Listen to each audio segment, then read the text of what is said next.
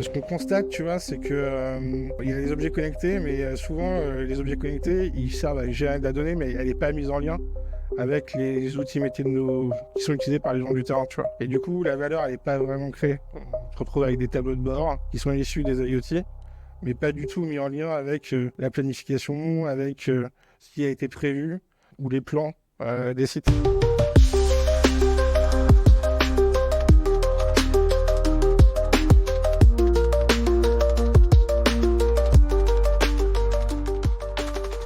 Bonjour à tous, bienvenue sur cette nouvelle interview des pragmatopies de la construction. Donc, les pragmatopies de la construction, c'est réconcilier les utopies et le pragmatisme dans la construction pour construire et bâtir un futur désirable. On reçoit aujourd'hui Jean-Philippe de 442. Jean-Philippe, est-ce que tu peux te présenter en quelques mots? Bien sûr, tout d'abord, je te remercie pour l'invitation et je suis ravi de participer à ce podcast. Donc moi, je suis le cofondateur et le président de 442. On est une start-up qui a starté il y a longtemps, parce qu'on a 9 ans maintenant. et en fait, on développe des systèmes connectés pour les chantiers, améliorer la productivité, la sécurité et l'impact environnemental. Je crois que vous avez pivoté 5 fois à peu près. Est-ce que tu peux nous en dire un peu plus, un peu sur le temps long, justement, et sur qu'est-ce qui reste de la vie initiale et la vision que tu vois au futur? Alors c'est marrant, c'est marrant parce qu'en fait, cette semaine, je suis retombé sur un des premiers PowerPoint qu'on avait fait il y a genre 9 ans, tu vois. Et en fait, je me dis qu'on n'a pas vraiment pivoté. Enfin, l'enjeu qu'on a identifié à l'époque, c'était de se dire, ok, ce qu'il faut, un chantier, c'est automatiser les process pour gagner en productivité ou en performance opérationnelle de manière générale. Tu vois, ça implique aussi l'aspect sécurité, l'aspect environnemental. Et donc, il y a 9 ans, on s'est lancé dans le développement d'une plateforme, justement, qui permet de créer de l'automatisation. Et l'idée, c'est que cette automatisation, elle permette de connecter les données du réel, donc avec des capteurs, aux données de métier de nos clients, qui sont du coup le BIM, le planning, etc. Et en fait, si tu veux, ce qui a pas mal évolué dans notre offre, c'est la capacité. En fait, on a attaqué des verticales, tu vois. On a commencé par la verticale sécurité. Ensuite, on est passé sur la verticale productivité. Mais dès le début, l'idée, c'était d'avoir une stratégie d'exécution qui allait dans ce sens-là, en fait. Et par contre, évidemment, ça veut dire qu'il y a 4-5 ans, on mettait plus en avant les solutions de sécurité. Maintenant, on met plus en avant les solutions de productivité, avec notre produit Grue Connecté notamment. Et donc, forcément, vu de l'extérieur, on peut se dire, en fait, 442, ils font plein de trucs, c'est un peu désorganisé. Mais tu vois, il y a cette vision stratégie de créer en fait des cas d'usage qui sont verticalisés sur L'excellence opérationnelle. sur l'excellence opérationnelle. Exactement. Ok. Et moi, il y a 9 ans, justement, moi, j'entendais beaucoup parler d'IoT et le Gartner prévoyait qu'il allait y avoir des capteurs partout et que quasiment tout le travail de collecte d'informations allait être remplacé par des IoT. Je n'ai pas l'impression que c'est trop le cas encore sur les chantiers. Alors, je suis d'accord avec toi. Je trouve que c'est le cas, tu vois, sur certaines verticales, justement. Typiquement, tu vois, sur l'auscultation. Vérifier que les fissures dans les tunnels, sur les nouveaux tunnels, sur les tunneliers, ça grandisse pas, etc. Enfin, tu vois, d'auscultation, de manière générale, ça a passé le pas. On est vraiment sur des objets connectés qui vont communiquer en direct, alors qu'avant, il fallait déployer des réseaux qui étaient assez lourds, etc. Tu vois. Donc, il y a des verticales métiers qui ont fait le pas. Après, sur les chantiers gros œuvres qu'on connaît ensemble, sur les aspects de travaux publics, etc., ce qu'on constate, tu vois, c'est que il y a les objets connectés, mais souvent, les objets connectés, ils servent à gérer de la donnée, mais cette donnée, elle n'est pas mise en lien avec les outils métiers qui sont utilisés par les gens du terrain, tu vois. Et du coup, la valeur, elle n'est pas vraiment créée. On se retrouve avec des tableaux de bord qui sont issus des IoT, mais pas du tout mis en lien avec la planification, avec ce qui a été prévu. Donc, tu donnes du contexte à cette information pour que ça donne de la connaissance. Exactement. Carrément. Mon cœur de métier, aujourd'hui, c'est une information, comment on la transforme en connaissance en lui donnant du contexte. Exactement. Donc, c'est ça que vous essayez de faire au niveau de 442, de donner du contexte. Et est-ce que c'est pas encore un peu marginal comme activité sur des chantiers? Il y a quelques grues connectées, On sait qu'il y a quelques capteurs de sécurité, mais on est encore bien en deçà de ce qu'on pourrait imaginer en termes de smart city ou de smart job site, si on reprend certaines... Aujourd'hui, si tu t'évoques la grue connectée, on est 3-4 acteurs maintenant. Il y a 6 ans, quand on a commencé la grue connectée, moi j'étais avec mon bâton de pèlerin, aller voir justement Vinci, Bouygues, Eiffage et compagnie, pour leur dire, les gars, il y a un truc à faire. Bon, maintenant, il y a des boîtes US qui ont trouvé des financements assez conséquents. Je pense à certains qui ont levé plus de des centaines de millions de dollars, tu vois, sur ce sujet-là. Et du coup, en France, on voit apparaître du coup l'intérêt maintenant sur ces sujets. Donc en fait, c'est lent. Je pense que c'est structurellement dû au fait que bah, dans le BTP, on a une relation qui est quand même assez averse au risque. C'est-à-dire que quelque chose qui n'est pas fini, où tu es sûr que ça va pas créer de la valeur tout de suite, etc., bah, tu vas pas forcément le mettre en place parce que bon, bah, ça peut être un problème pour ton chantier qui, lui, de toute façon, dure 6 mois et tu n'as pas de problème à te créer. Donc, je pense que ça, c'est une des causes, tu vois, de ton constat et que je rejoins. Maintenant, encore une fois, je pense qu'il y a de plus en plus d'offres et que, tu vois, dans 5-6 ans, ça m'étonnerait pas que l'intégralité des grues, typiquement, de certains majors, soit complètement connectée, si on parle de... Mais si on reprend certains majors, il y a eu des tentatives de connexion. Il y a eu, moi j'ai vu des tableaux de bord avec les 480 grues de Vinci Construction qui étaient connectées. Et on voit qu'il y a toute une difficulté pour exploiter la donnée. Est-ce que tu ne crois pas qu'il y a encore une tendance entre la data et la capacité à nos décideurs ou à nos opérationnels à être capables d'interpréter cette donnée? Je pense que c'est utile de le faire, tu vois. Enfin, je veux dire, on parle d'assistant IA, et il faut que l'outil il soit suffisamment clair pour que l'opérationnel il puisse trouver de la valeur tout de suite. Tu vois, typiquement, justement, le sujet avec le connecté, il a vachement pallié du fait qu'il y a eu des tentatives, justement, dans des grands groupes, de connecter les grues avec des données qui sont pas suffisamment enrichies, tu vois. Typiquement, si tu sors, je sais pas moi, un taux de saturation, ok? Taux de saturation, tu vas pas en faire grand-chose, quoi. Quand nous, on va pas être connecté, on va pouvoir sortir des choses extrêmement précises et qui sont en lien avec le planning, justement, et avec les outils métiers, tu vois. Si ce lien n'est pas fait, enfin, tu vois, un tableau de bord du taux de saturation, je sais pas s'il va permettre d'améliorer grand-chose sur le terrain.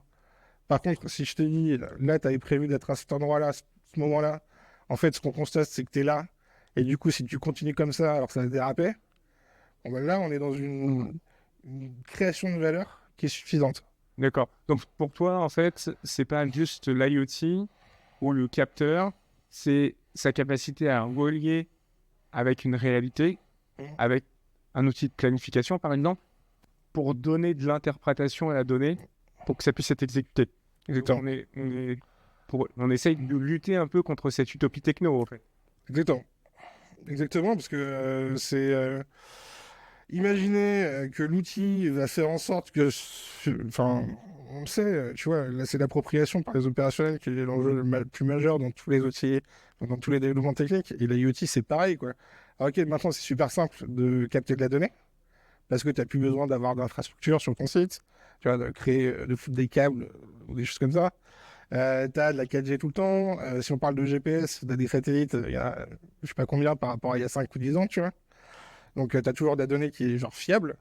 Par contre, cette donnée, bah, la réalité, c'est que tant qu'elle ne s'inscrit pas dans le process, encore une fois, elle ne crée pas de valeur, quoi. Et moi, j'avais un manager il y a quelques années qui m'a dit moi, je veux pas de la grue connectée et de la grue qui interprète parce que ça va être une béquille et mes équipes ne vont plus aller sur le terrain. Est-ce que tu as encore cette objection-là de cette peur du management en disant l'opérationnel il doit aller sur le terrain, il doit aller prendre ses infos sur le terrain et donc on veut pas qu'il soit outillé Écoute, oui, on peut avoir cette peur-là. Maintenant, on donne des exemples très concrets. Tu vois, typiquement, on a sorti une offre récemment sur la détection de risque à partir de la grue. Donc, en fait, on se sert de la grue comme d'un drone, hein. On prend des photos et puis on va savoir si, je sais pas, un garde-corps est mal mis. Enfin, voilà, on va détecter des risques, quoi. Tu vois. En fait, on s'est dit, mais en fait, si jamais on met en place ça, est-ce que ça fait que les opérationnels sur le terrain vont être moins enclins à découvrir les risques par eux-mêmes, tu vois. C'était le risque qui pouvait se poser, quoi. En fait, on s'est rendu compte qu'il y a une appropriation immédiate de l'outil par le management qui l'utilise en quart d'heure, tu vois, de prise de poste le matin en montrant les photos aux gars en disant regardez, hier, on a fait ça. Du coup, aujourd'hui, le but, c'est pas de reproduire ça, etc. Tu vois, donc vraiment comme outil de formation et du coup de développement de l'intelligence collective pour les compagnons, pour que tout le monde soit au courant que ça arrive et que ça, c'est pas ce qu'il faut faire, quoi. Tu vois. Ouais, mais là, il s'est accompagné d'une démarche managériale. Alors, très honnêtement, sur l'exemple que je t'ai donné là, et le premier chantier qu'on a fait sur ce sujet, on n'avait pas d'accompagnement, tu vois. Alors, c'est le chef de chantier, le conduit, qui recevait un rapport photo, et d'eux-mêmes, ils l'ont utilisé comme outil de management, tu vois. Oui, mais ça, les opérationnels de chantier sont des managers. Oui. Enfin, donc, il y a bien un accompagnement managérial. C'est pas le compagnon qui a reçu sur sa montre connectée une alerte comme quoi le G... Enfin, absolument. Il y a potentiellement une différence par rapport à ça. Est-ce que tu as quand même des... Moi, je suis quand même assez frustré de la lenteur de déploiement. Est-ce que tu as analysé, est-ce que tu as pris le temps de voir un petit peu pourquoi ça met autant de temps? Parce qu'il n'y a plus de frein techno, c'est bien ce qu'on évoque. Il n'y a plus trop de frein de coût. Ça reste quelque chose qui a un coût, c'est naturel et puis que se paye. Mais est-ce que tu as des explications un peu... Si tu veux, c'est comme tout. Aujourd'hui, je pense que sur ces nouveaux outils, on est encore en train de trouver quelles vont être les bonnes méthodes d'accompagnement, tu vois, des opérationnels sur la montée en compétences. Comment l'utiliser pour que ça crée justement de la valeur, tu vois. Donc on est en train de, tu vois, de trouver justement on a l'outil, on a la data et ça se connecte correctement aux outils. Bon, maintenant, il faut faire en sorte que les gens s'en servent correctement. Donc, il faut les former, tout simplement. Et ça, c'est pas encore quelque chose qui est généralisé. On fait au fur et à mesure. À partir du moment où tu déploies une nouvelle grue connectée, tu rencontres une nouvelle équipe que tu vas former. Et puis, cette équipe, du coup, pourra réutiliser le système sur ses prochains chantiers, tu vois. On est là, quoi. Après, je pense que, tu vois, des freins qu'on peut avoir, c'est principalement là-dessus. Parce qu'en fait, ce qu'on remarque aussi, c'est qu'il y a quand même une appétence des opérationnels à trouver des nouveaux outils pour s'améliorer, tu vois, améliorer les sujets de sécurité ou détecter justement des signaux faibles qui vont permettre de détecter des retards potentiels sur le chantier, sur le planning, qui peuvent du coup amener, tu vois, des coûts, etc., assez conséquents. Donc, il y a une envie. Mais il faut les accompagner et l'accompagnement, ça prend du temps, quoi. Ok, là, on est dans le cadre des pragmatopies. Donc, l'idée, c'est d'essayer de donner des clés de compréhension d'une utopie d'un chantier potentiellement connecté et d'un déploiement qui soit presque fluide. Est-ce que, comment tu vois les choses à l'avenir? Et si tu avais une baguette magique, qu'est-ce que tu changerais en fait dans les organisations pour que ça se déploie complètement? Alors, la baguette, on va pas encore trouver. Mais si on l'avait, je pense que... tu vois, je pense qu'on ferait... Enfin, nous, aujourd'hui, comment on bosse avec les équipes chantier, on a beaucoup d'interactions, d'interactivité, tu vois. L'idée, c'est de faire des cycles de feedback de l'ordre de 2 semaines, 3 semaines, surtout au début des opérations, pour que ça se passe correctement, qu'ils aient les bons indicateurs en fonction de leurs problématiques à eux. Parce que chaque chantier est unique, tu vois. Maintenant, pour que ça se déploie de manière massive et sans friction, l'enjeu, c'est d'avoir qu'il y ait un courage managérial qui soit là, qui soit fort, parce que c'est de l'implication... c'est de l'implication c'est une application qui est forte en termes d'investissement, c'est pas rien. Et puis c'est sur le terrain être à même de faire cet accompagnement, cette formation que je t'ai évoquée, qui peut pas être fait, qui doit être prise en charge par les équipes support dans les entreprises générales, tu vois, qui ne peut pas être apporté que par l'entreprise qui va fournir le service, quoi. Oui, donc ce que j'entends, c'est que les entreprises sont un peu rétives à la culture data, et donc il y a besoin d'enseigner un petit peu la prise de décision basée sur des données. Exactement, enfin, c'est comme... on est vraiment sur des outils qui transforment totalement tu vois, qui peuvent demain transformer totalement la façon de faire, hein, des opérations. Alors, pas forcément la façon de faire, mais en tout cas la façon de prendre des décisions. Et ça, c'est un changement de paradigme qui est total. Quand ça fait 20 ans que tu bosses d'une certaine manière et qu'on t'explique que tu as de la data qui peut venir te donner des informations qui peuvent faire en sorte que, oui ou non, tu vas choisir tel ou tel mode opératoire, tu vois. C'est un enjeu qui est hyper intéressant, hyper fort. Ouais. Ok, et toi, est-ce que par rapport à ton positionnement en tant que startup, c'est quoi un peu ta vision utopique du chantier connecté de demain? Alors, tu sais, on parle beaucoup d'IA, donc je pense que l'enjeu, et ce qu'on peut imaginer, c'est que l'ensemble des décisions vraiment qui ont de l'importance soient assistées par justement l'intelligence artificielle, qui elle consomme la donnée, mais aussi fait le boulot de l'analyser. Tu vois. Et l'enjeu, c'est contrairement à ce que certains peuvent imaginer, c'est-à-dire que le chantier soit complètement piloté par une IA ou que les prises de décision soient faites directement par des IA. L'enjeu, il n'est pas là. L'enjeu, il est de fournir la bonne information au bon moment, aux bonnes personnes, pour faire en sorte qu'ils soient dans la performance opérationnelle. Tu vois. Et pour moi, c'est à partir du moment où tu arrives à centraliser la data, que cette data, elle te permet de maîtriser ton cycle de production, elle te permet de maîtriser tes risques, elle te permet de maîtriser ton planning, parce que c'est ce qu'on te demande hein, quand tu es un opérationnel chantier, c'est de dépenser ce qu'on a prévu, de respecter son délai. Voilà, c'est ça. Bon, bah, si tu as une IA qui est capable de te dire quand ça commence à déraper, attention, ça dérape avant que ce soit vraiment quelque chose qui, tu vois, qui soit significatif. Là, c'est hyper intéressant. Et c'est ce vers quoi il faut aller. Les opérationnels sont prêts à prendre ces décisions quand on voit que dans des comités de direction, quand on présente des dashboards avec des retards sur des cycles de grue en public, ils disent non, c'est faux. Alors que la donnée, elle est juste, vérifiée, et qu'on sait bien qu'il y a une merde sur ce chantier-là. Et est-ce qu'il n'y a pas une... Enfin, comment on peut réconcilier en fait cette... Ah, tu évoques un autre sujet qui est la crédibilité de la data. C'est hyper intéressant comme sujet parce que c'est pareil. Enfin, nous, on est confrontés à ça régulièrement. Tu vois, tu sais, tiens, ça te dit ça, en fait, je ne le crois pas, quoi. En fait, tu vois, ça, je pense que ça va venir avec le temps.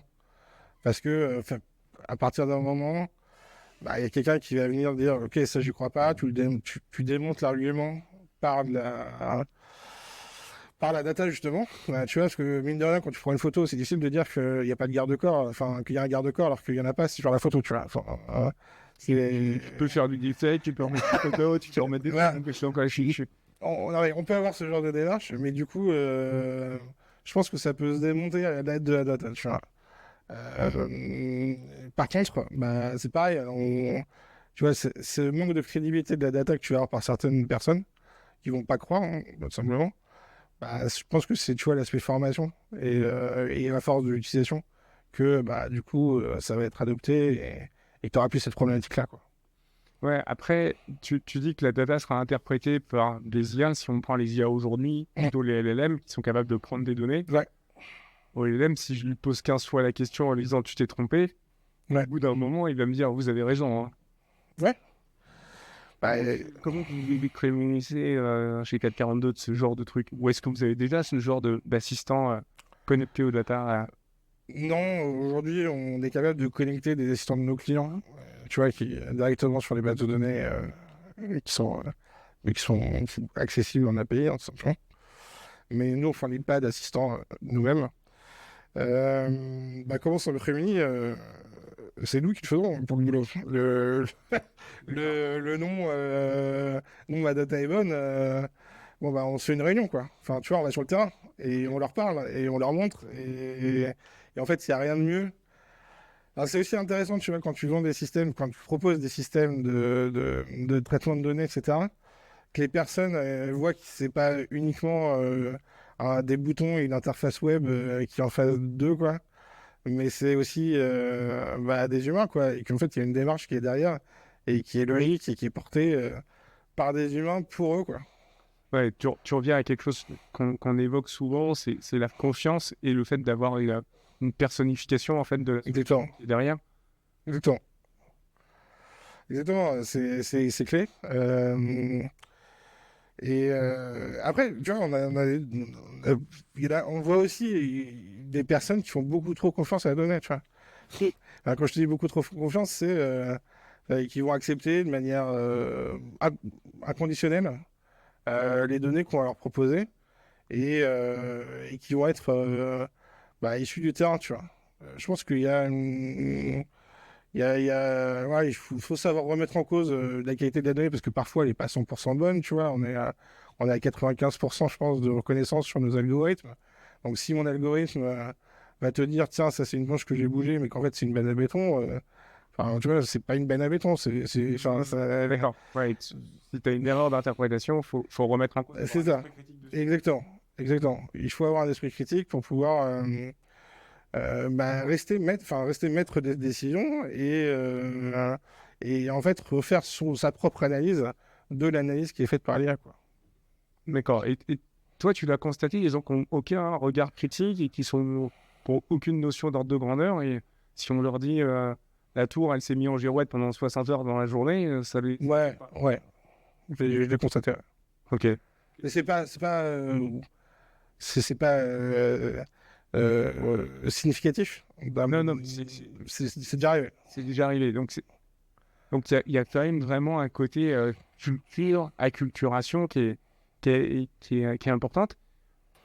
Et si je suis professionnel de la construction aujourd'hui, est-ce que j'ai intérêt à le faire maintenant ou je vois qu'il y a des LLM avec des modèles avec la vision qui est intégrée? Est-ce qu'il faut mieux que j'attende quelques mois que tous ces modèles-là évoluent, que la prédiction soit référence, que les capteurs soient encore moins chers avant de m'y mettre?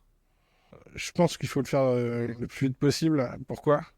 Parce que le fait d'utiliser notre solution, ça va mettre en exergue des problématiques que tu as au niveau de data sur tes solutions métiers, genre la non-standardisation, tu vois, des règles sur les maquettes, enfin, tu vois, ce genre de choses. Et en fait, nous, ce qu'on voit, c'est que notre solution est utilisée par nos clients comme un levier pour standardiser les process en interne, qui sont des process, tu vois, méthodes ou de planification ou d'études de prix, et les outils aussi, qui sont liés à ces process, tu vois. Alors, dans ta réponse, ce que j'entends, c'est que le fait de mettre en place un monitoring, ça te permet de standardiser ton process et donc de se rapprocher de l'industrialisation comme comme tu l'as dans l'industrie avec des capteurs, des process standards. Exactement. Parce qu'en fait, aujourd'hui, t'es trop dans des phases où, tu sais, il y a beaucoup de consolidation par acquisition dans le BTB. Du coup, tu te retrouves à acheter une boîte qui avait son bureau d'études, son bureau méthode, qui bosse complètement différemment. Puis en même temps, bon, bah, ça marche comme ça, donc tu vas pas t'embêter tu vois, uniformiser. Et en fait, tu te retrouves avec des entités qui n'ont pas du tout les mêmes modes de fonctionnement, voire pas forcément les mêmes outils, tu vois. Et ça devient vite. Alors ça fonctionne, hein, parce que tant que tu es sur une. Ça fonctionne, ça fait un point de marge, hein, mais Ouais, exactement. C'est ça. C'est ça. En tout cas, tant que tu es dans la logique, tu vois, le chantier est centre de profit et de toute façon, le chantier il doit faire son beurre, bah oui, ça change pas fondamentalement les choses de standardiser par rapport à, je sais pas, ta maquette, par rapport à ce qui est fait au national. Et si tu compares à rester comme tu faisais avant, quoi. Tu vois, c'est dans ce sens-là que je le dis. Mais tu vois, concrètement, à partir du moment où tu mets en place des outils comme le nôtre, tu vois, qui vont te forcer à avoir des données propres, en fait. Et justement, à découvrir des usages dans les phases d'exécution, parce que c'est ça l'enjeu, hein. Nous, c'est comment la maquette, elle est utilisée pendant la phase de construction, quoi. Enfin, pendant la phase d'exécution. Et ben en fait, tant que ça, c'est pas le cas, bah, tu vas rester à, bon, tiens, on va refaire une maquette pour l'étude de prix, puis on va refaire une maquette pour les méthodes, et puis on va refaire une, ça se trouve, pour, tu vois, mes rotations de branches, des trucs comme ça. Et puis à la fin du chantier, ils vont refaire une quand on va livrer le bâtiment, tel que construit. En fait, je pense que les modèles de données qui vont être utilisés par les clients, sinon c'est trop... Il y a un impact qui est trop important pour pouvoir mettre en place ce genre d'outil. D'accord, donc pour toi, tu vois 442 comme un socle IoT sur des modèles qui permettent de standardiser pour gagner des points de marge. Ouais, absolument. Tu peux nous le mettre un petit peu vraiment dans l'histoire, en fait, de comment ça se passe concrètement pour une entreprise. Je suis une entreprise qui a fait des acquisitions, j'ai différents bureaux d'études. Comment je passe à une entreprise industrialisée avec 442? Alors, monsieur, nous, on va être là pour... enfin, concrètement, on va récupérer par projet sur lequel on va vouloir mettre en place nos solutions. On va récupérer des maquettes numériques, hein. C'est comme ça que ça fonctionne. On fabrique pas de maquettes, nous. Donc, on demande à nos clients de les faire. S'ils veulent utiliser 442 dans toute sa puissance, il faut qu'on puisse faire ce qu'on appelle le suivi d'avancement automatique. Pour faire du suivi d'avancement automatique, il faut du coup que j'ai une maquette qui est liée avec un planning. Donc, on va prendre le planning aussi de l'entreprise. Tu vois. On a besoin, pour pouvoir détecter l'avancement, de connaître les modes opératoires pour chaque ouvrage de la maquette. Est-ce que c'est un mur coulé en place? Est-ce que c'est un mur préfet, etc. En fait, tu vois, l'utilisation de notre outil, il force les beamers, ceux qui vont en tout cas faire les méthodes, à renseigner ce qui doit être fait dans des tâches d'un planning propre, avec des modèles de données de mode constructif qui soient propres et standardisés, parce que si on le fait à chaque fois pour chaque type de chantier, et que je sais pas moi, tu vois, il y a une propriété qui s'appelle mode construit, et sur la région Île-de-France, et qui s'appelle constru mode dans la région sud, bah, ça va pas le faire, tu vois. Donc, vous accompagnez vos clients sur la mise en place d'une maquette pour standardiser les attributs sur une mode de construction, sur le planning, en disant, bah voilà, là, ça va être tel mur du train de banche, ça va être coulé jour 1, jour 2. C'est des temps. Exactement. Et on a interviewé sur cette chaîne Mode Visual il y a quelques temps, qui nous disait, bah, là où ça marche le mieux, c'est là où il n'y a plus de BIM manager. Parce que c'est des outils qui sont pris en compte par le terrain. Est-ce que tu vois en France des entreprises qui vont jusque-là, qui seraient capables de discuter avec toi pour l'exécution? Bah, franchement, je n'en ai pas encore vu. D'accord. Et tu penses qu'une telle entreprise, elle pourrait gagner en termes de marge, en termes d'efficacité, en termes de bénéfices? Parce qu'on entend quand même, ça fait des 10 ans du BIM, mais il y a quand même beaucoup de gens qui reviennent sur ça. Moi, je suis assez convaincu du BIM, mais globalement, on entend quand même dans le discours que le BIM, ça marche pas, que Revit, ça marche pas, quel est ton point de vue par rapport à ça? Alors, c'est toujours pareil. Tant que l'outil, tu le mets pas dans ton process métier, ça marche pas, quoi. Enfin, tu vois, le pognon, il est dépensé où? Il est dépensé sur le terrain. Ok, il est pas dépensé en étude de prix, il est pas dépensé en facility management. Il est dépensé, enfin, en tout cas, pour les entreprises générales, il est dépensé sur le terrain. Tu te retrouves avec une maquette numérique. Elle a été créée par, je sais pas, l'archi.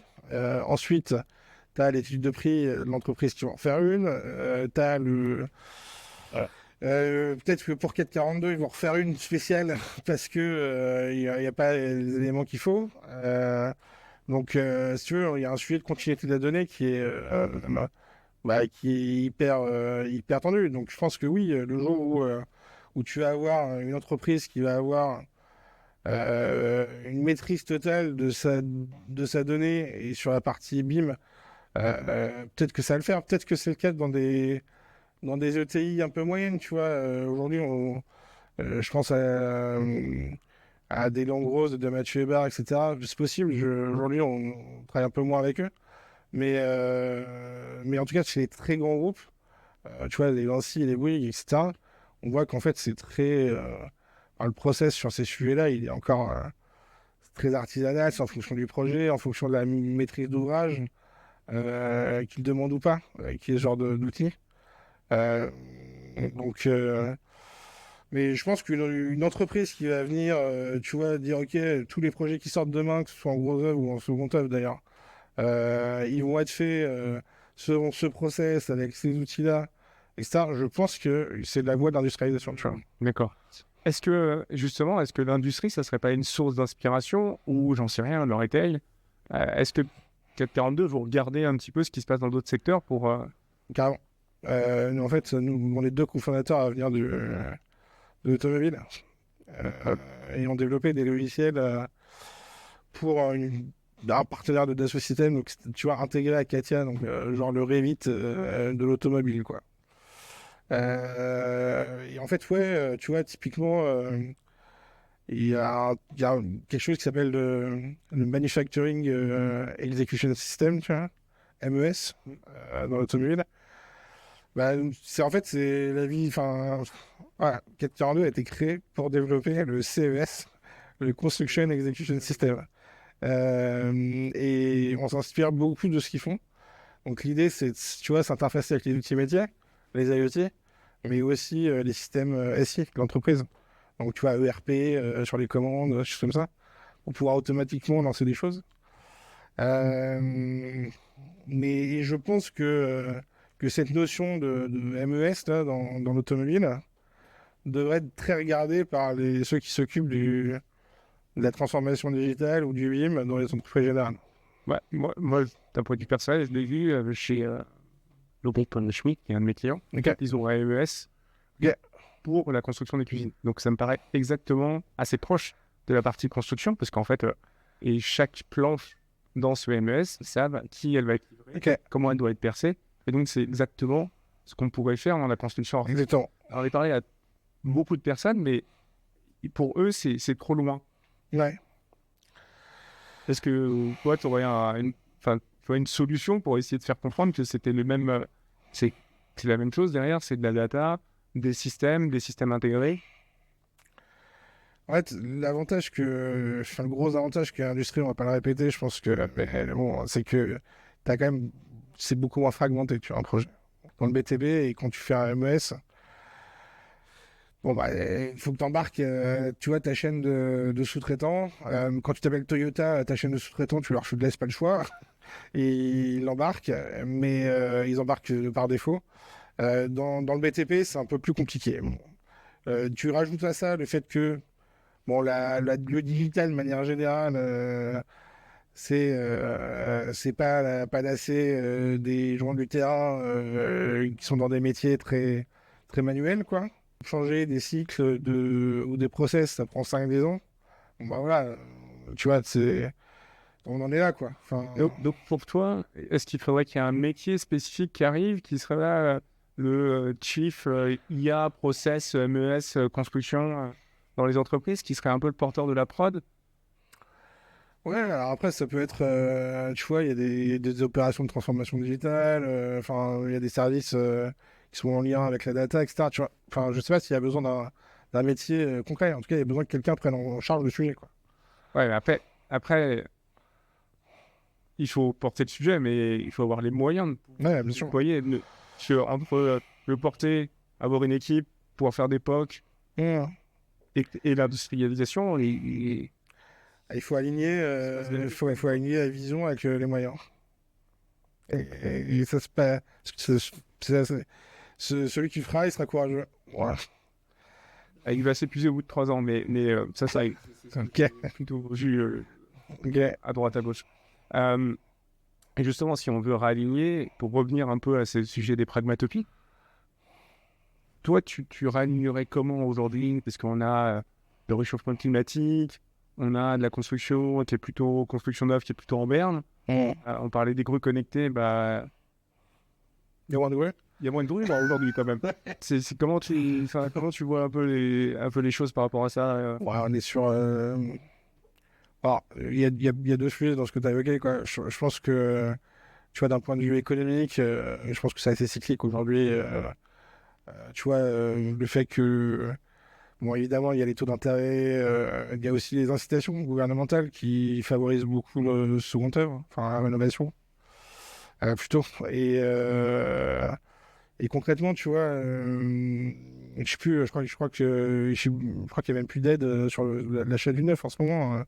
Tu vois, ils ont supprimé sa partie. Bon, voilà. Donc aujourd'hui, on est dans un moment où l'enjeu, d'un point de vue gouvernemental, c'est de rénover ce qui existe déjà. Bon, voilà. Mais c'est cyclique.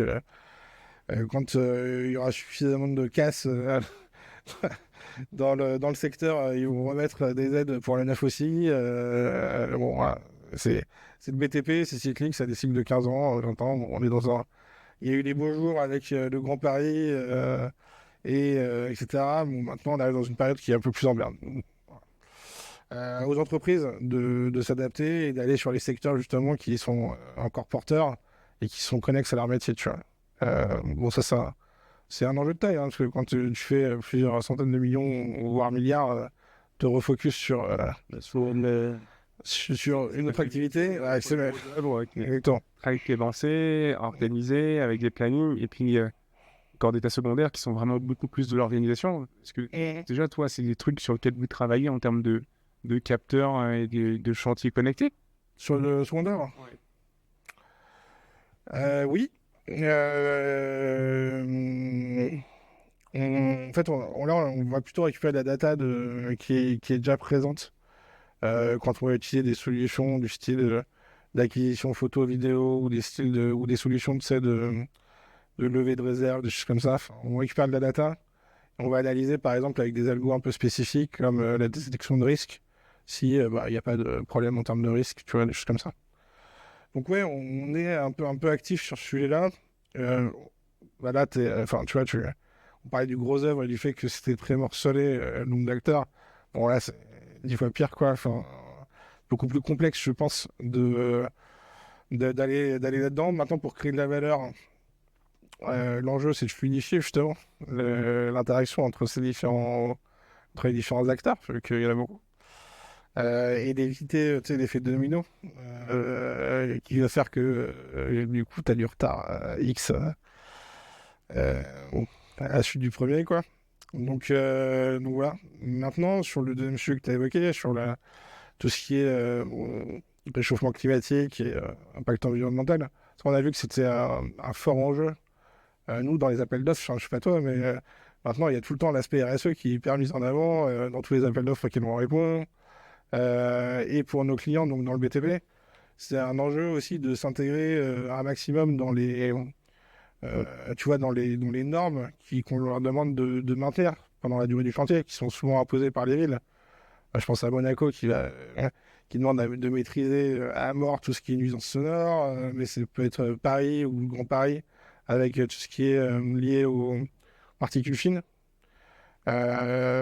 Bon, il y a une prise de conscience hein, que du coup le chantier est une mini-usine quoi, qui va créer des sortants et qu'il faut traiter quoi, et maîtriser. Et du coup, tu vois, typiquement Monaco, il y a des entreprises qui vendent des systèmes des IoT hein, qui vont mesurer l'impact sonore en temps réel et qui vont envoyer une alerte à la police si jamais on dépasse le seuil pendant trop longtemps quoi. Cool. Okay. Est-ce que tu vois que c'est quand même un facteur de prise de décision, ces enjeux RSE, CSRD de façon globale, ou c'est encore qu'un nice to have, c'est pas un déclencheur d'achat chez vous? Alors, je veux dire, alors, nous on a des clients qui viennent nous voir que pour ça, pour répondre à des enjeux. Néanmoins, tu vois, sur des sujets un peu, je sais pas, annexes, type beau connecté, etc. Voilà, il y a la productivité, il y a les points de marge à aller chercher. Tu vois, c'est ça l'enjeu. C'est ça l'enjeu. C'est ça. Voilà, ça va dépendre de l'enjeu de ton interlocuteur. Mais bon, on voit quand même. Tu vois, typiquement, c'est aussi. On a été sollicité là pour ce qu'on fait avec notre glue. On arrive à détecter, par exemple, tu sais, si on trie correctement les déchets dans les bennes à déchets, quoi, qui sont. En fait, t'as une benne bois, quoi. Si jamais tu mets quelque chose qui va pas dans la benne, bon bah tu vas te retrouver à payer 500 balles d'amende parce que c'est pas ce qui était prévu. Bon bah du coup, tu vois, genre il y a des incitations qui font que bah maintenant il y a des amendes, tu vois. Enfin, les gars doivent payer pour sortir des bennes si jamais elles sont mal triées, quoi. Et donc, bah, mine de rien, t'as pas envie de payer d'amende, quoi. Donc, Ouais, mais est-ce que, si on réfléchit de façon globale, est-ce que de mettre une caméra connectée qui analyse avec un algorithme de computer vision pour détecter le déchet qu'on a mis pour une benne, est-ce que c'est réellement vertueux pour l'environnement? Est-ce ouais. que un mec qui trie correctement, qui le met directement à la bonne poubelle, c'est pas mieux? Alors, si tu veux, la Go-Connect, elle va pas trier, elle va t'alerter si jamais il y a une erreur. Parce que l'erreur est humaine, Oui, tu vois. là, on est sur du contrôle, on est encore Bon, sur. Est-ce que le vrai objectif, c'est pas de plus avoir de déchets? Et est-ce qu'on ne peut pas optimiser l'aspect logistique pour justement, quand même, avec le chantier connecté, détecter que bah, on déplace plutôt des types d'objets de cette façon-là, et donc on pourrait mutualiser les stockages ou éviter les coups de crochet de grue inutiles ou les déchets bien inutiles. sûr. De toute façon, il n'y a pas de. Enfin, tu vois, c'est pas l'un ou l'autre, quoi.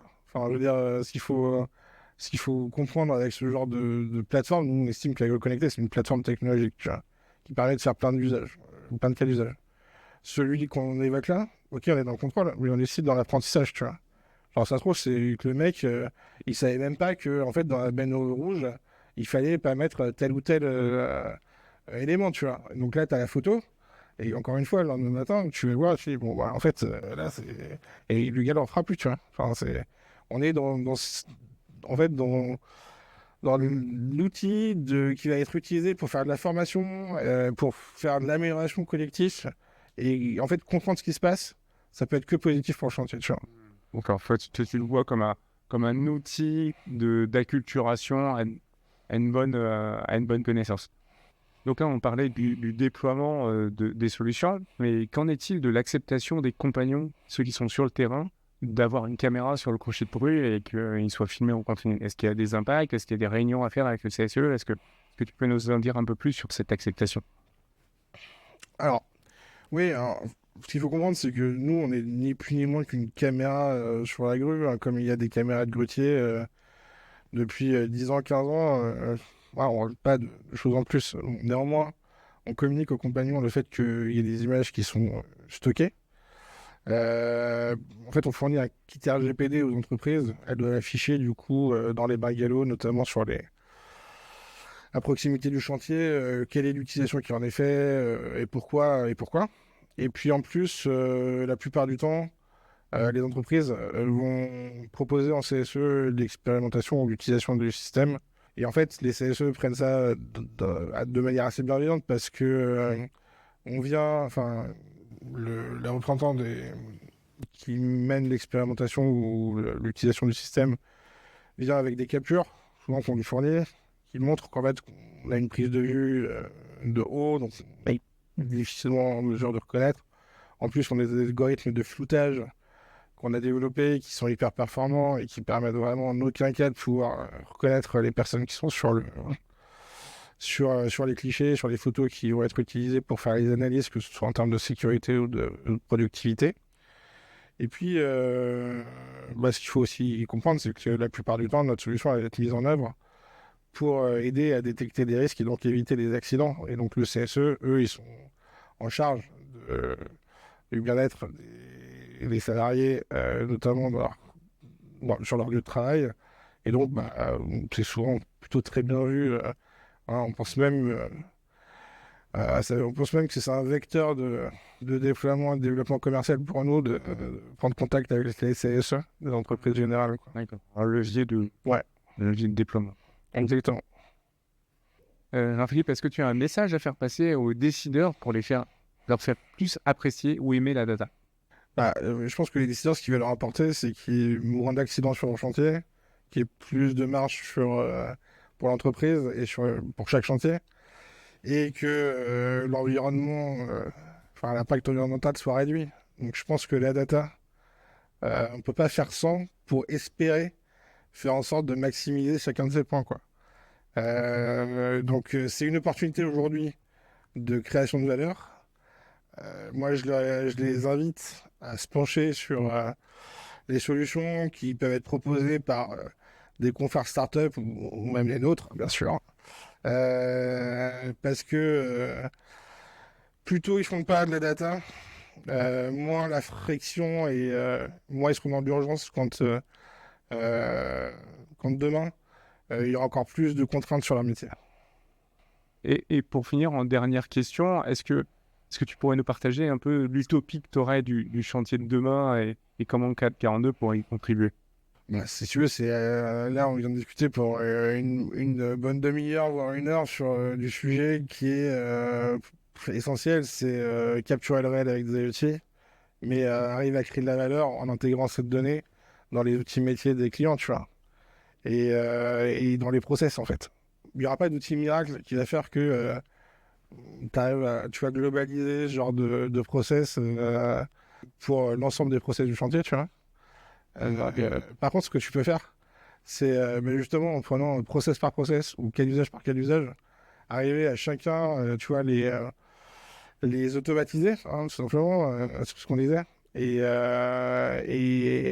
en additionnant tout ça, tu feras en sorte qu'il y a un ROI qui est hyper positif pour le chantier. Et c'est ça, à partir du moment où il y a du ROI, c'est positif. D'accord. Toi tu restes encore sur une vision très construisons mieux, de façon plus performante, mais t'as pas quelque chose derrière, tu t'imagines pas un truc, tu vois, le 442 dans 10 ans, avec l'IA qui arrive, est-ce que tu vois des optimisations de process, tu vois des remplacements, est-ce que c'est des choses sur lesquelles tu réfléchis? Ouais, ce qu'on voit, c'est. Enfin, tu vois, on va revenir sur l'assistant conduite, mais le but, c'est pas de remplacer les personnes, hein, c'est qu'ils soient assignés à faire des tâches à meilleure valeur ajoutée. Je te donne un exemple très concret. Tu vois, aujourd'hui, on déploie nos systèmes pour éviter des collisions entre des grues, tu vois. Ça, c'est ce qu'on fait depuis quelques années. Je veux dire, tu mets pas en place notre système, d'après la loi, tu es obligé de mettre en place un gars avec un talkie-walkie qui est au sol et qui regarde les grues toute la journée et qui, quand elles se rapprochent trop près l'une de l'autre, il donne un coup de talkie et il dit Pedro, attention, tu te rappelles tu te rapproches trop près de l'autre grue, quoi. Non, mais c'est ça, quoi. Enfin, voilà. Donc, tu vois, ça, c'est un exemple Hmm. où en fait, bah, tous ces cas-là, il faut les lister et puis il faut faire en sorte que bah, ça, ce soit typiquement automatisé, quoi. Enfin, par de l'objet connecté et de l'intelligence, quoi. Et donc, ouais, moi je reste sur partisan de. En fait, après, bien sûr, demain, il y aura des modes constructifs différents, il y a du hors-site, etc. Tu vois, on peut imaginer plein de choses qui font que toutes les contraintes qu'on voit aujourd'hui sur un chantier, il y en aura moins. Mais la réalité, c'est que il y aura toujours un site qui va construire quelque chose, il y aura toujours des hommes dessus, et il y aura toujours des machines, quoi. Et il va toujours faire en sorte que tout ça, ça s'organise correctement pour que ça se fasse le plus rapidement possible avec le moins d'impact en termes de financier, quoi. Ah, ok.